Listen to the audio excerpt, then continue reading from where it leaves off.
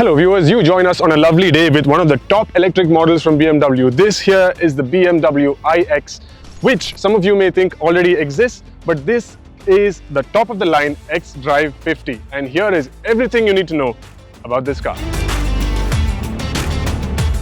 In terms of styling, this iX is also very similar to the one we have on sale in the country right now. And at first glance, the most obvious thing is that BMW have prioritized aerodynamics over everything else. Primary elements being this flush-fitting door handles, seamless mirror, that completely blocked off front end, and optimized 22-inch wheels. That being said, the things you do not see include the construction that has gone into making this car. It uses materials including carbon fiber reinforced polymers, thermoplastics, aluminium and steel. So essentially everything above this line of the car is extremely lightweight, which allows BMW to lower the center of gravity very close to the battery pack here. And that contributes significantly to the handling of this big car. In terms of space, there is a lot in the BMW iX. I am 6'1" and I have lots of headroom, lots of shoulder room, an easy reach to the steering wheel, and this thing is endlessly adjustable. So regardless of what size or height you might be, the iX will definitely give you the most comfortable driving position for you. Entertainment in the iX is taken care of by a Harman Kardon sound system, and the quality befits the car, its pricing and the segment. Everything in the car is set up for a very sporty, very exciting driver feedback. Inside the BMW iX, one thing is very clear, that this car was developed from ground up to be a purely electric vehicle. The benefits you can see starting from the space that is available here. This entire area is free. I can literally walk across here if somebody has parked over here. This entire dashboard and this central area here that would normally be dominated by tons of buttons is now replaced by one seamless screen that is curved towards the driver. BMW are very good like that. They make the driver feel special. And I feel further special because of the steering wheel, two spokes, flat bottom, and a racy, a very sporty shape, if I might say so. And then down here, we have a wood panel surrounded by crystal elements, further adding to the exclusivity of this cabin. And this is just an idea of just how many functions and apps this car has. So I'm just going to walk you through the important ones. One button on the console here sets the ride height, very high for bad roads, very low for efficiency. This button takes you through the immediate things that you need in terms of driver assistance. Then we have the parking camera, which takes benefit of this car's 360-degree system, making it very easy, very stress-free to park in normal congested spaces. And then we get the important bit, modes.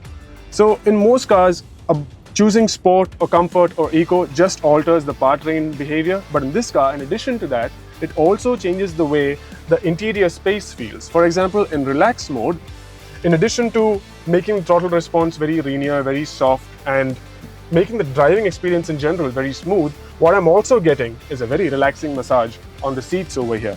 Similarly, if I choose sports mode, then the seats hold me in place, the bolsters come into use, and the car also behaves in a very sporty, thrilling manner. Second row of the iX, things are very similar to the situation in the front. I have loads of space, ample headroom, ample legroom, and more than enough shoulder room, despite putting this down. And in terms of comfort, it's extremely comfortable to be here. I would even say luxurious. This may look like leather, but it is made from sustainably sourced material, and there's nothing to tell it apart from actual leather. I don't get a panoramic sunroof in here, but this entire thing is opaque right now. At the press of a button, it becomes transparent, and that's good enough. The rear of the car, as you can see, is not much different from the current model that we have on sale, but there is something interesting that I have to show you. First of all, let's talk about the boot space.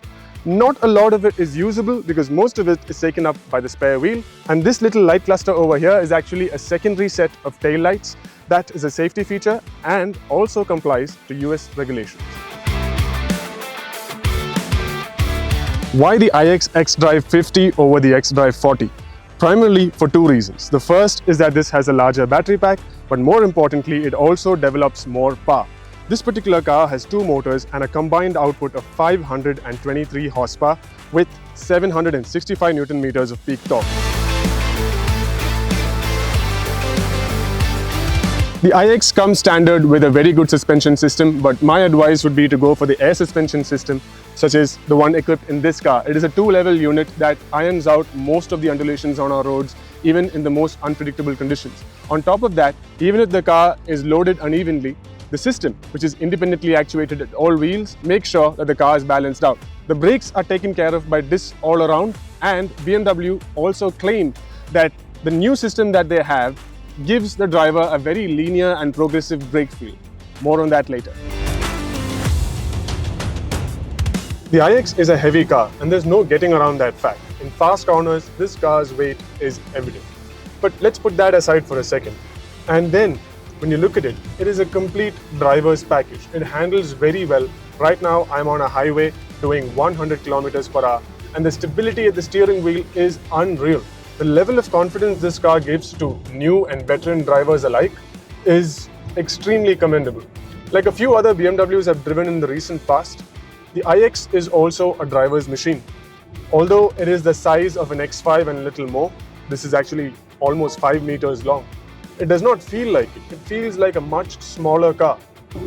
This particular car runs on 22-inch wheels, which is extremely large for our road conditions. So the ride, although amazing most of the time, is noticeably harsh over rough surfaces. But the air suspension does an excellent job of ironing out most of the road's imperfections and giving you a flawless ride. So my advice would be, if you are somebody who's looking at purchasing the iX xDrive50, make sure you get the optional air suspension. Let's talk about the throttle response and the steering feedback. BMW have done an excellent job of calibrating it as per each mode. In relaxed, it is very relaxed as expected, and in sport mode, it is the most sensitive. But then this car also has an array of driver assistance and safety features. So if somebody were to cut in front of the car, then it's going to brake a little, give you a little feedback at the steering wheel, and then when you get onto the throttle, it might feel a little abrupt. So it's something that needs getting used to. But if you were to switch off all those things and drive, it's very intuitive. Don't need a lot of thought into driving this fast or smoothly. At the moment, we do not have the price for the iX xDrive50, but the moment we know, we will leave it in text somewhere over here. That being said, people I see buying this car are going to be driving enthusiasts who want an electric SUV and also enjoy the thrill of driving it. That being said, this car is adaptable to multiple situations. If you want to just cruise on the highway, it can do it. If you just want to go around town, there's a mode for that as well. And most importantly, if you want to introduce it to a set of twisties, that also the iX does with style. There it is. That is everything you need to know about the latest BMW iX. If we have missed something, if there's something you still want to know, do let us know in the comments and we will get back to you promptly. This is Joshua Verghese signing off for Car India.